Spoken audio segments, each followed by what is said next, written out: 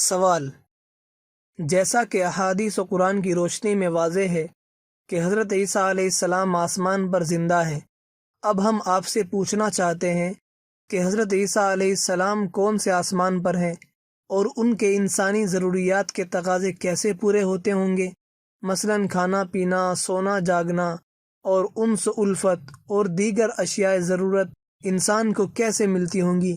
وضاحت کر کے مطمئن کریں۔ جواب: حضرت عیسیٰ علیہ السلام کا آسمانوں پر زندہ اٹھایا جانا اور قرب قیامت میں دوبارہ زمین پر نازل ہونا تو اسلام کا قطعی عقیدہ ہے، جس پر قرآن و سنت کے قطعی دلائل قائم ہیں اور جس پر امت کا اجماع ہے۔ حدیث معراج میں ہے کہ حضرت صلی اللہ علیہ وسلم کی حضرت عیسیٰ علیہ السلام سے دوسرے آسمان پر ملاقات ہوئی تھی۔